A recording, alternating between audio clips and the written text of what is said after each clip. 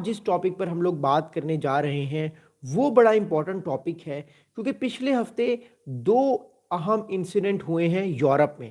पहला incident France के एक नेवल बेस में हुआ है जहां पर कुछ ड्रोन्स को फ्रांस के नेवल बेस के ऊपर देखा गया है और उसके खिलाफ एक्शन लिया गया है। और दूसरा डबलिन में जो कि आयरलैंड का कैपिटल है उसके पास जब जेलेंस्की जो यूक्रेन के प्रेसिडेंट हैं उनका जो हवाई जहाज़ है यानी पैसेंजर प्लेन है वो उड़ता हुआ जा रहा था तो उसके करीब से कुछ ड्रोन्स या कुछ मिज़ाइल्स जो हैं वो देखे गए हैं। अब कहा यह जा रहा है कि वो मिज़ाइल्स रशिया की तरफ से फेंके गए थे ताकि जेलेंस्की को नुकसान पहुंचाया जाए, लेकिन जेलेंस्की का जो जहाज़ है उससे वो मिज़ाइल्स हिट नहीं हुए। तो ये दो खबरें आज बड़ी इंपॉर्टेंट है जिसमें हम लोग बात करेंगे। आई रिक्वेस्ट यू ऑल कि काइंडली न्यूज़ विद अली उस्मानी को सब्सक्राइब कीजिएगा, बेल आइकन को दबाइएगा, अपने दोस्तों के साथ इस चैनल को ज़रूर शेयर कीजिएगा क्योंकि हम इस पे जियो पॉलिटिक्स की बात करते हैं। मैं आप लोगों के साथ आप शेयर भी करता हूँ बहुत सारी चीज़ें, और लाजमी तौर पे हमें सुपर चैट भी कीजिएगा और अपने कमेंट्स भी आप साथ साथ कर सकते हैं। वीडियो के आखिर में मैं आप लोगों के कमेंट्स और आपके सवालात के जवाब ज़रूर दूंगा, और काइंडली स्क्रीन को डबल टैप कर दीजिएगा ताकि ये वीडियो ज़्यादा दोस्तों तक पहुँच सके।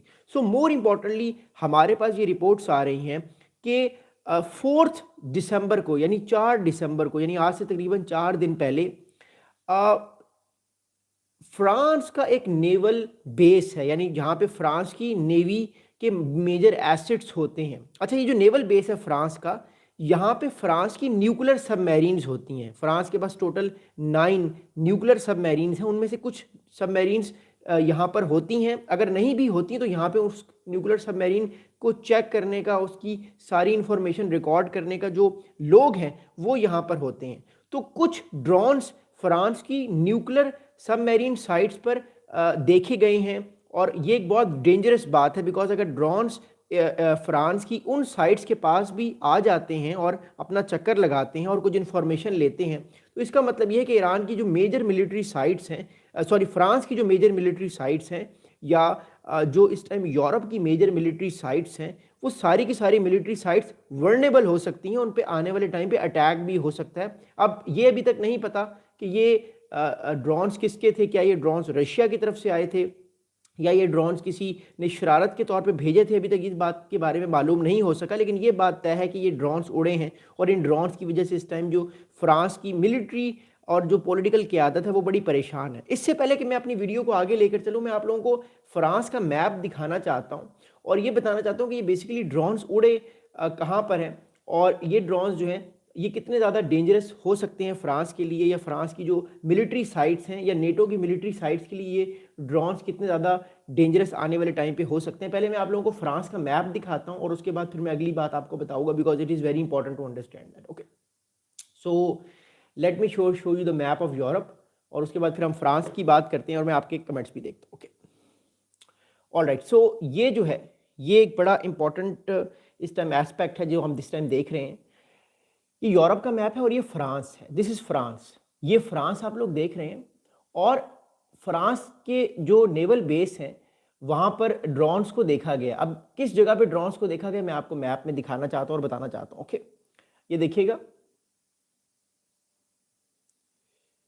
ये इलाका है, ये एक साइट है, नेवल साइट है, ये एक नेवल बेस है। यहाँ पे न्यूक्लियर सबमरीन्स होती हैं फ्रांस की, जिससे फ्रांस पूरे इलाके की बाज गश्त करता है। इस पूरे इलाके को फ्रांस चेक करता है कि कहीं रशिया की तरफ से कोई अटैक तो नहीं होने वाला, या अपने इस पूरे सी को न्यूट्रलाइज करने की कोशिश करता है फ्रांस। मैं आपको दोबारा बड़े मैप में दिखाता हूँ। देखिए, ये सारा पानी है, तो फ्रेंच जो सबमरीन्स हैं जो कि ऑब्वियसली नेटो के साथ काम करती हैं, तो ये सारी सबमरीन्स इन सारे वाटरवेज में जाती हैं और इन सारे वाटरवेज में देखने की कोशिश करती हैं कि कहीं रशिया की तरफ से तो कोई न्यूक्लियर सबमरीन तो नहीं आई, क्योंकि रशिया के पास ये भी इस टाइम बहुत सारी न्यूक्लियर सबमरीन्स हैं और उन न्यूक्लियर सबमरीन्स को काउंटर करने के लिए फ्रांस के पास भी न्यूक्लियर सबमरीन है। ऑब्वियसली नेटो का फ्रांस हिस्सा है और एक बड़ा मेजर पावर है। So this is going to be very very important. अगली बात समझिएगा, अब हमारे पास जो रिपोर्ट्स आ रही हैं उन रिपोर्ट्स के मुताबिक an incident that occurred on the evening of 4 दिसंबर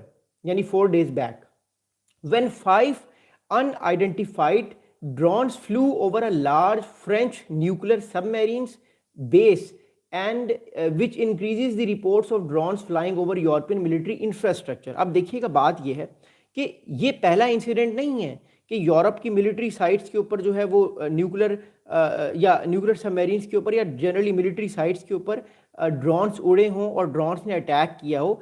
इससे पहले भी बहुत कुछ हो चुका है। अच्छा, मेजॉरिटी ऑफ द टाइम जो ड्रोन्स आते हैं वो कहाँ से आते हैं? मेजॉरिटी ऑफ द टाइम जो ड्रोन्स आते हैं वो रशिया की तरफ से आते हैं, बेलारूस के थ्रू या गल्फ ऑफ फिनलैंड के थ्रू, या फिर जो है वो ड्रोन्स उड़ते हैं और वो ड्रोन्स रोमानिया के थ्रू जो है वो यूरोप के अंदर दाखिल होते हैं, सर्विलेंस करते हैं और फिर वापस भाग जाते हैं। कई बार उनको शूट डाउन भी कर दिया जाता है। इस इंसिडेंट में 5 ड्रोन्स को देखा गया फ्रांस की न्यूक्लियर सबमरीन्स की साइट के ऊपर यानी उसके आसपास, और फिर उसके बाद जो है वो उनके खिलाफ एक्शन लिया गया। अब अगली बात सुनिएगा। अब जो ही फ्रेंच मिलिट्री ने या फ्रेंच नेवल फोर्सेस ने सारे मामले को देखा तो फ्रेंच नेवल फोर्स ने क्या किया?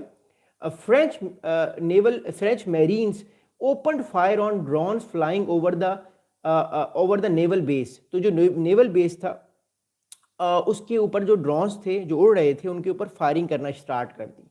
अब जो डिफेंस मिनिस्टर हैं कैथरीन वाइट्रीन जो डिफेंस मिनिस्टर है फ्रांस की, she confirmed and says that all fly over of military bases is prohibited in our country. The origin of the drones which were intercepted on Thursday evening was not known.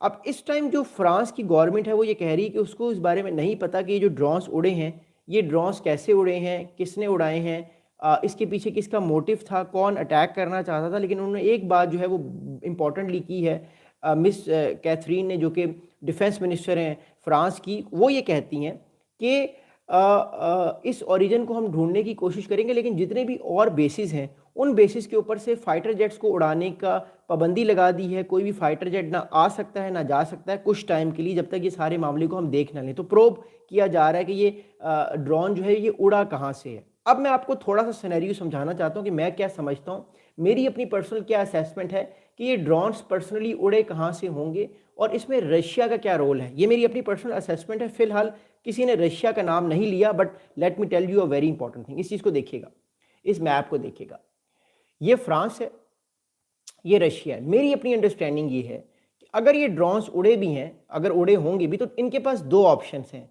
या तो ये drone इस इलाके से उड़कर इतना लंबा सफ़र तय करके यहाँ से फ्रेंच जो नेवल बेस है इस जगह पर वो आए होंगे, लेकिन ये रास्ता बहुत लंबा है, ये रास्ता बहुत लंबा है। या तो फिर ये अपने दूसरे वे से आए होंगे, दूसरे रास्ते की तरफ से आए होंगे, जो मैं आपको भी मैप में दिखा रहा हूँ और आप देख रहे हैं। या तो ये यहाँ से उड़ के गल्फ ऑफ फिनलैंड से उड़ के यहाँ स्वीडन के पास से और फिर यहाँ से उड़कर आए होंगे और यहाँ से इन्होंने जो है वो नेवल बेस के ऊपर उड़े होंगे और फिर उनको शूट डाउन किया गया होगा। But we still don't know कि ये उड़े कहाँ से थे। ये मेरी अपनी असेसमेंट है। अगर ये रशिया की तरफ से उड़े हैं, क्योंकि अभी तक जितने भी ड्रोन इंसिडेंट हुए हैं या साइबर अटैक्स हुए हैं या कोई मिसाइल्स गिरे हैं वो रशिया की तरफ से ही गिरे गए हैं। ऐसी रिपोर्ट्स हमारे पास पिछले 3 साल से आ रही हैं, जब से यूक्रेन रशिया वॉर चल रही है। अब अगली बात आप सुनिएगा जो कि बड़ी अहम और बड़ी इंपॉर्टेंट है। अब अगली बात इस सारे मामले में ये है कि इस टाइम जो फ्रांस है इसके पास 9 न्यूक्लियर सबमरीन्स हैं। France have 9 nuclear submarines. मैं आपको ऑलरेडी बता चुका हूँ जो सबमरीन होती है न्यूक्लियर वो स्टेल्थ होती है, वो डिटेक्टेबल इतनी आसानी से होती नहीं है क्योंकि वो न्यूक्लियर होती है और वो समुंदर के अंदर 6 से 7 या 8 महीने तक रह सकती है। वो ऊपर एयर लेने जो है वो नहीं आती, ऊपर ओशन के ऊपर नहीं आती, तो वो नीचे ही रहती है, हगिंग करती है वो ओशन के साथ, तो वो इजीली अनडिटेक्टेबल होती है। इसलिए न्यूक्लियर सबमरीन बहुत ज़्यादा रिलायबल भी हैं। बट न्यूक्लियर सबमरीन के बेस के ऊपर अगर कोई अटैक हो जाए तो फिर न्यूक्लियर सबमरीन की जो मेंटेनेंस है उसमें बड़ी इफेक्टिवनेस नहीं आती, क्योंकि न्यूक्लियर सबमरीन हर 6, 7, 8 महीने बाद वापस अपने नेवल बेस पे जाती है। वो पूरी दुनिया का या जो इलाका उसको एलोकेट होता है उसका चक्कर लगा के वो वापस अपने नेवल बेस में आती है और फिर उसकी मेंटेनेंस होती है। सारे उसके पार्ट्स को चेक किया जाता है, उसके सारे रेडार्स को चेक किया जाता है। अगर किसी चीज़ को अपग्रेड करना हो तो अपग्रेड किया जाता है, डिग्रेड करना हो डिग्रेड किया जाता है, यानी हर तरह की चीज़ों को बेहतर किया जाता है ताकि वो दोबारा से अगले 7, 8 या 9 महीने तक समुंदर के नीचे रहे। क्योंकि इसका जो अमला होता है वो तकरीबन 6 से 7 महीने समुंदर के नीचे ही रहता है और फिर उसके बाद ये दुनिया से कट ऑफ होते हैं। इनका काम सिर्फ 24/7 365 डेज अगले 6-7 महीने जो है वो समुंदर के नीचे अपने कंट्री को डिफेंड करना होता है या अपने नेशनल इंटरेस्ट को सिक्योर करना होता है। तो ये एक बड़ा इंपॉर्टेंट काम है। अगली आप बात सुनिएगा।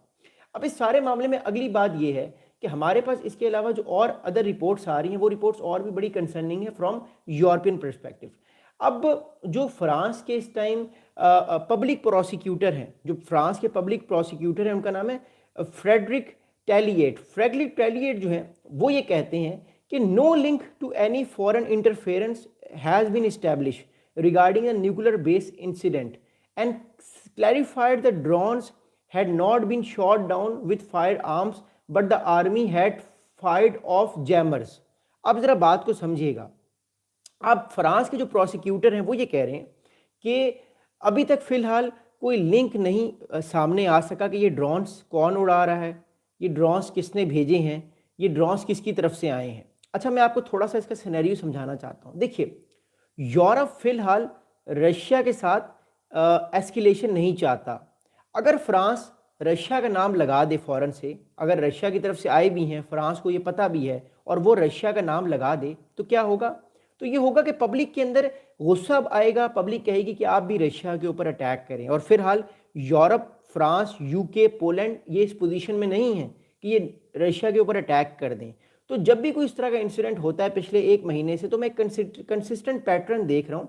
सब कंट्रीज़ ने ये फैसला किया है कि जब भी कोई इस तरह का मामला होगा, हम कहेंगे ये अनआइडेंटिफाइड ड्रोन है और हमें नहीं पता ये किसने किया, हम इसके खिलाफ इन्वेस्टिगेशन कर रहे हैं। और बाय द टाइम जब तक आप इन्वेस्टिगेशन करेंगे वो मामला खत्म हो चुका होगा, बाद लोग भूल गए होंगे, कोई अगला मामला हो चुका होगा। सो ये एक अनस्पोकन एक डी एस्केलेशन है जो इस टाइम यूरोप चाह रहा है, बिकॉज नेटो पर एक बहुत बड़ा प्रेशर है। वो ये है कि अमेरिका ने नेटो को ये कह दिया है और नेटो एलाइज को अपने, कि अब मैं आपका साथ नहीं दूंगा, 2027 तक आप अपनी जिम्मेदारी खुद लें, खुद अपने आप को तगड़ा करें, खुद अपने आप को स्ट्रॉन्ग करें और खुद अपने आप को जो है वो इतना स्ट्रॉन्ग करें कि आप रशिया के आगे खड़े हों, आपको रशिया का थ्रेट फील ही ना हो, बल्कि रशिया आपसे डरे।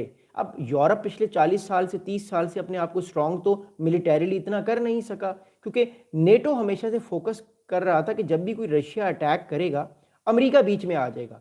अब नेटो पिछले काफ़ी अर्से से रशिया अमेरिका के ऊपर फोकस कर रहा था और ये भी कहा जा रहा था कि नेटो सिर्फ अमेरिका ही है, अमेरिका के बगैर नेटो कुछ भी नहीं है।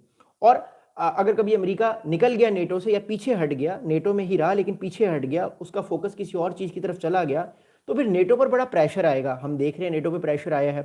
यूक्रेन रशिया वॉर में आपने देखा कि अमेरिका तो इस टाइम पूरी तौर पे रशिया की बातें मान रहा है, पीस पॉइंट्स दे रहा है और उसमें भी रशिया को ये कहा जा रहा है कि आपने जितना इलाका लेना है आप ले लें, कोई बात नहीं, बस आपने दोबारा अटैक नहीं करना। It is just like that कि आप शेर को कह रहे हैं कि आपने शिकार नहीं करना, आपने एक शिकार कर लिया है, अब आपने नहीं करना। जाहिर बात है जब भी उसको भूख लगेगी शेर को दोबारा, वो शिकार अपना दोबारा करेगा। तो आप ये तो नहीं कह सकते कि आप शेर की मर्जी के ऊपर रहेंगे, वरना शेर तो अपनी मर्जी से कभी भी आपको ठीक ठाक नुकसान पहुंचा सकता। So this is what happening with NATO right now.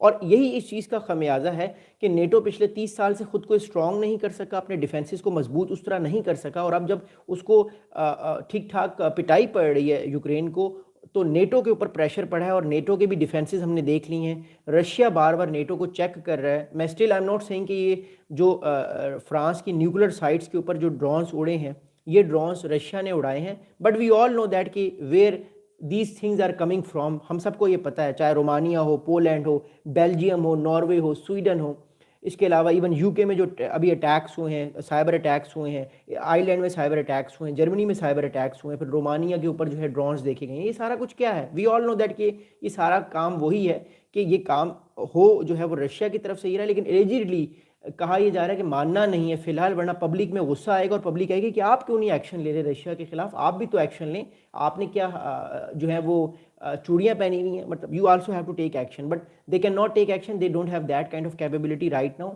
सारे के सारे जो डिफेंसेस हैं नेटो के वो एक्सपोज हो चुके हैं। So this is the very important thing और this is my personal analysis. अब अगली बात सुनेगा। अगली इंपॉर्टेंट बात ये है कि जो हमारे पास रिपोर्ट्स आ रही हैं वो ये आ रही हैं कि जो ये जो अभी ड्रोन्स को गिराया गया है, ये ड्रोन्स को फायरिंग से नहीं गिराया गया है। जो 5 ड्रोन्स जो हैं ये फ्रांस की न्यूक्लियर साइट्स के ऊपर, न्यूक्लियर सबमरीन्स की साइट्स के ऊपर उड़ रहे थे या नेवल बेस के ऊपर फ्रांस के उड़ रहे थे, इनको जैमर्स के थ्रू गिराया गया है। जैमर्स क्या होते हैं? यानी जैमर्स की मदद से उनकी सारे कम्युनिकेशन को, उनकी सारी एक्टिविटी को रोक दिया है और उनको गिरा दिया गया। अच्छा, अब इससे एक और में मुराद है, अगर ये एआई ड्रोन्स होते तो ये कभी भी ना गिरते। इसका मतलब है इनको कोई कंट्रोल कर रहा था बाहर से। जब भी कोई ड्रोन को बाहर से कंट्रोल कर रहा होता और उस पूरे इलाके को जैम कर दिया जाए तो वो जैमिंग सिग्नल्स सही तरीके से नहीं जाते और वो ड्रोन गिर जाता है। तो इसका मतलब है ये ड्रोन जो थे ये कोई बाहर से कंट्रोल कर रहा था, और अगर ये जैमर्स की मदद से गिरे हैं तो ये कंट्रोल बेस्ड सारे ड्रोन्स थे और ये एआई जनरेटेड ड्रोन्स नहीं थे। इसका मतलब ये है कि जब भी कोई अगली बार दोबारा ड्रोन्स भेजेगा तो शायद वो एआई जनरेटेड ड्रोन्स भेजे जिसमें आपको कंट्रोल की ज़रूरत भी नहीं है। चाहे आप जैमर्स लगा भी दें, वो तो अपने पैटर्न पे चलेगा, अटैक करेगा नहीं अटैक करेगा, बट अपने पैटर्न पे चल के उसको एक स्क्रीन मिली होगी कि आपने ये काम करना है, ऐसे ऐसे काम करना है। वो ड्रोन एक मशीन है, वो उस मशीन की तरह एआई की मदद से या जो भी उसको आप डाटा फीड करेंगे वो करेगा। लेकिन ये ड्रोन्स कंट्रोल कर रहा था कोई रिमोट कंट्रोल से बाहर, आउटसाइड द कंट्री को, या जहाँ से भी। तो जो ही वो जैमर्स लगाए तो ऑब्वियसली जब जैमर्स लगेंगे तो वो ड्रोन उड़ेगा ही नहीं, आपके सिग्नल्स वीक होंगे तो ड्रोन गिर जाएगा या वो तबाह हो जाएगा, क्रैश हो जाएगा। तो ये सिचुएशन जो है, ये मैं इस चीज़ को ऐसे समझ रहा हूँ। बट अगली बात सुनेगा, अब इस सारे मामले में अगली बात ये है कि एक सोर्स जो इस सारे केस के बड़े करीब है, और वो सोर्स, उसने नाम नहीं बताया लेकिन उन्होंने एक न्यूज़पेपर को इंटरव्यू दिया है, और वो सोर्स जो है वो फ्रांस की नेवल फोर्स या सिक्योरिटी सर्विसेज बड़े करीब हैं। उन सोर्स ने कहा है कि 5 drones had been detected above the naval base of France at around 6:30 PM on Thursday. तो 4 दिसंबर को, 4 दिन पहले, तकरीबन 6:30 बजे, 6:30 PM लोकल टाइम फ्रांस का, उस टाइम जो है वो इन 4 ड्रोन्स को देखा गया और फिर उन सारे के सारे ड्रोन्स को जो है वो गिरा दिया गया, ऑब्वियसली जैमर्स की मदद से। तो ये भी वो देखना चाह रहे थे कि ये ड्रोन्स जो है ये एआई गिरा रहा है, एआई की मदद से ये ड्रोन्स उड़ रहे हैं या ये रिमोट्स की मदद से उड़ रहे हैं, इसलिए फायरिंग नहीं की, सिर्फ जैमर्स लगा दिए, जो बड़ा आसान काम था। So that's going to be very very interesting. और इस चीज़ की वजह से ये चीज़ हमें समझ आ रही है कि ये मामलात और संगीनियत की तरफ जा सकते हैं। आने वाले वक्त में हो सकता है कि ड्रोन्स कोई अटैक भी कर सकते हैं, क्योंकि ड्रोन स्ट्राइक्स तो आपको पता है करना इतना मुश्किल नहीं है अब। तो फिलहाल जो है वो जो भी ये इन सारे मामलात को देख रहा है, ये नेटो के डिफेंसेस को चेक कर रहा है। मैं रशिया का नाम नहीं ले रहा, बट हमें बताइए बात सारी कहाँ से स्टार्ट हो रही है। अब अगली बात सुनिएगा, ये वाकया हुआ है थर्सडे को, ये वाकया थर्सडे को हुआ, लेकिन इससे 4 दिन पहले यानी मंडे को, I am talking about the previous Monday, अभी पाकिस्तान में इस टाइम मंडे शुरू हो गया, भारत में भी, साउथ एशिया में भी, जो हमारे यूरोप और अमेरिका के मुल्क कंट्रीज है, नॉर्थ अमेरिका के, वहाँ पे भी इस टाइम संडे ही है। मैं पिछले मंडे की बात करूँ, आज से 1 हफ्ता पहले, 1 हफ्ता पहले एक और इंसिडेंट हुआ, और वो इंसिडेंट बड़ा भयानक था और उसमें जेलेंस्की की जान भी जा सकती थी। जेलेंस्की आपको पता है कौन है? यूक्रेन के प्रेसिडेंट। अब हुआ ये कि पिछले मंडे को जेलेंस्की अपने एक पैसेंजर प्लेन में, जो कि उनको मिला होता है प्रेसिडेंट को, वो यूरोप जा रहे थे नेटो के एलाई से मिलने के लिए, और वो फिर आयरलैंड भी गए, आयरलैंड के कैपिटल डबलिन में वो गए। जब वो जा रहे थे तो ड्यूरिंग हिज फ्लाइट कुछ ड्रोन्स या कुछ मिसाइल्स, उन्होंने उनके प्लेन का पीछा किया और वो बच गए, उनका जहाज, उनका जहाज ड्रोन या मिसाइल्स को हिट करते करते बच गया और वो अटैक नहीं हो सका। अब आयरलैंड की जो गवर्नमेंट है वो इस सारे मामले को प्रोब कर रही है। मैं आपको मैप भी दिखाता हूँ कि ये इंसिडेंट कहाँ पे हुआ है, लेकिन उससे पहले मैं आपको स्टोरी सुनाता हूँ कि ये स्टोरी क्या है। अब ये बड़ा एक बहुत ज़्यादा आप कह सकते हैं बड़ा एग्रेसिव इंसिडेंट है कि किसी कंट्री के प्रेसिडेंट के जहाज़ के ऊपर से ड्रोन्स गुजरे हैं या उसके करीब से गुजरे हैं या मिसाइल्स गुजरे हैं, और अगर वो हिट हो जाए तो आपको पता है कि जो जहाज़ होता है वो तो हवा में होता है, उस पर हल्का सा सुराख भी हो जाए तो वो तो प्रेशर इतना ज़्यादा ऊपर होता है। आप लोगों ने जहाज़ में ट्रैवल किया होगा, प्रेशर इतना होता है कि कोई भी छोटा सुराख बहुत बड़ा बनकर वो तबाही में बचा सकता है। तो ये इंसिडेंट हुआ। अब इस इंसिडेंट को सुनिएगा, हुआ क्या हुआ। ये है कि आयरलैंड की जो पुलिस है, आयरिश पुलिस है, it has launched a probe यानी investigation into drone incursion that reportedly narrowly missed Ukrainian president Vladimir Zelensky plane as he arrived in Dublin on Monday for a state visit. अब ये बड़ा एक aggressive incident है, सुनिएगा बात को। मैं आपको मैप दिखाता हूँ, फिर मैं आपको इन सारे मामला, इन दोनों इंसिडेंट्स के बारे में समझाता हूँ और इन दोनों इंसिडेंट्स को अंडरस्टैंड करने के बारे में एक चीज़ बताना चाहता हूँ। एक minute, let me share the map with you. Okay, there we go again. अब हम इस टाइम जो है वो मैप देख रहे हैं, बड़ा important. Okay okay, here we go. अब ये आइलैंड है, ओके, दिस इज आइलैंड। अब न्यूज़ ये आई है हमारे पास, ये डबलिन है, ये डबलिन है, ये कैपिटल है आइलैंड का, ये डबलिन है। ओके, अब हमारे पास ये रिपोर्ट आई है कि जब एरोप्लेन जो था ज़ेलेंस्की का, वो एरोप्लेन जो था वो जब पहुंच रहा था डबलिन के पास, तो पहुंचते पहुंचते ड्यूरिंग द फ्लाइट कुछ ड्रोन्स या कुछ मिसाइल्स, अभी ये क्लियर नहीं है कि उनके जहाज के करीब से क्या गुजरा, बट कुछ ड्रोन्स या कुछ मिसाइल्स उनके जहाज के करीब से गुजरे हैं और वो उनका जहाज बच गया। अगर वो हिट हो जाता तो वो फारिग थे, मतलब जहाज तबाह हो जाता, तो वो बचत होंगी हो गई। अब ये एक बड़ा एग्रेसिव इंसिडेंट है। इस इंसिडेंट में शुक्र है कि ज़ेलेंस्की बच गए। जो भी उनके ऑन बोर्ड, जो भी उनके लोग उनके साथ ट्रैवल कर रहे थे, they all have been saved, otherwise problem हो जाती। हमें पता है कि जब भी जहाज़ पे कोई इस तरह का मामला हो तो बचना मुश्किल होता है, दिस इज़ द रियलिटी। वो बच गए। अब ये बड़ा एग्रेसिव इंसिडेंट है। आई एम स्टिल सेइंग इसका प्रोब हो रहा है, आयरलैंड की जो है पुलिस प्रोब कर रही है, आयरलैंड की गवर्नमेंट भी प्रोब कर रही है और ज़ेलेंस्की से बच गए हैं। बट बात यह है कि ये जो इंसिडेंट हैं ये नेटो की सिक्योरिटी, नेटो एलाइज के इन सारे मामलात को एक तरह से हमें न्यू नॉर्मल देखने को मिल रहा है। न्यू नॉर्मल का मतलब ये है कि एक दफ़ा एक चीज़ हो गई जो शायद कभी भी नहीं हुई थी, अब वो चीज़ बार बार हो सकती है और वो एक नॉर्मल चीज़ होगी। अब ये न्यू नॉर्मल जो है, कल को फॉर एग्जांपल इसी तरह के ड्रोन्स उड़ें और किसी पैसेंजर प्लेन को हिट कर जाएं, तो ये बहुत बड़ी एम्बेरसमेंट होगी नेटो सिक्योरिटी के लिए, यूरोपियन यूनियन के लिए और ख़ासतौर पे इन वेस्टर्न कंट्रीज़ के लिए कि ये पिछले 40 साल तक क्या झग मारते रहे हैं। क्या इनका खुद का सिक्योरिटी इतनी ज़्यादा टाइट नहीं थी कि रशिया एक तरफ स्ट्रांग हो रहा था, अपने आप को दोबारा से जॉइंट बना रहा था और ये बैठे हुए आराम से इंजॉय कर रहे थे। उनको ऐसा लग रहा था कि हम नेटो को एक्सपैंड करते रहेंगे, रशिया कुछ भी नहीं करेगा। लेकिन नेटो को एक्सपैंड करने के बावजूद ये सारे नेटो कंट्रीज़ आज उतने कैपेबल हमें नहीं लगते, ना इनके डिफेंसेस लगते हैं कैपेबल, कि जितने कैपेबिलिटीज़ टाइम रशिया के पास है। एक तो वो यूक्रेन की पिटाई भी कर रहा है, उसका इलाका भी ले चुका है बहुत ज़्यादा, प्लस नेटो कंट्रीज़ के अंदर इंकर्जन्स कर रहा है, कभी पोलैंड के अंदर, कभी रोमानिया के अंदर, कभी इसके अलावा जो है वो आप कह सकते हैं कि जर्मनी के ऊपर से ड्रोन्स गुजरते हैं, बेल्जियम के ऊपर, नॉर्वे के ऊपर, you name one country, Russia ने किसी को नहीं छोड़ा। तो what I am still not saying कि ये रशिया ने किया है, but we have the footprints, हमें उस चीज़ के फुटप्रिंट समझ आ जाते हैं कि चीज़ें हुई किस तरफ से, ये कैसे हो सकती हैं। सो इट डेफिनेटली शोज़ कि ये जो दो डिफरेंट इंसिडेंट हुए ये बड़े ख़तरनाक इंसिडेंट है। एक फ्रांस की न्यूक्लियर साइट्स के ऊपर जो है वो ड्रोन्स का उड़ना और 5 ड्रोन्स का उड़ना, फिर उनको गिराए जाना, और रिमोट कंट्रोल थे तभी तो वो जैमिंग के तौर बाद वो गिर गए। प्लस जो डबलिन के पास जो है वो प्रेसिडेंट ज़ेलेंस्की जो यूक्रेन के प्रेसिडेंट, उनका पिछले मंडे को जो जहाज़ था उसके करीब से मिसाइल्स या ड्रोन्स का गुजरना, अगर वो उनको हिट हो जाते तो वो उनकी ठीक ठाक प्रॉब्लम बन जाता यूक्रेन के लिए और उनकी अपनी लाइफ के लिए भी। तो ये सिचुएशन जो है ये उस चीज़ की तरफ हमें लेकर जा रही है कि अब प्रेशर जो है वो यूक्रेन पे बढ़ेगा। आपको याद होगा मैंने कल जब वीडियो बनाई थी मैंने आपको बताया था कि अमेरिका ने recently NSS national security strategy 2025 announce किया और उसमें ख़ास तौर पे कैटेगोरिकली ये कहा है कि अब अमेरिका नेटो की रिस्पॉन्सिबिलिटी नहीं लेगा। और फिर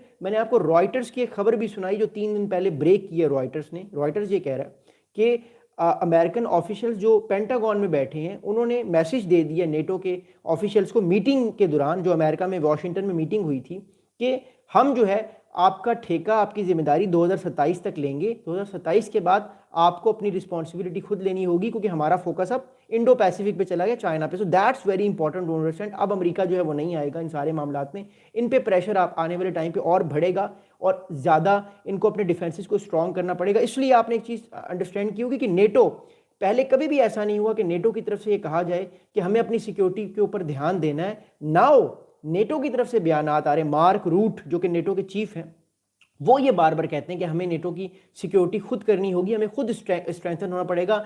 नॉर्वे ने भी जो है वो जो है वो सबमरीन्स का ऑर्डर दे दिया है, जर्मनी टैंक्स ले रहा है, फ्रांस जो है वो फाइटर जेट्स ले रहा है, यूनाइटेड किंगडम अपने आप को स्ट्रॉन्ग कर रहा है, अपनी रॉयल नेवल फोर्स को, रॉयल एयर फोर्स को स्ट्रॉन्ग कर रहा है, टर्की की मिलिट्री स्ट्रॉन्ग हो रही है। क्यों? क्योंकि अब इनके सर पे ये बात पड़ी है, अब इनको समझ आ गया कि अमेरिका इस बार बहुत सीरियस है। अमेरिका की जो मिलिट्री स्टैब्लिशमेंट है वो फैसला कर चुकी है। It's not just about Trump, I am still saying it's not just about Donald Trump, it's always about all the other things.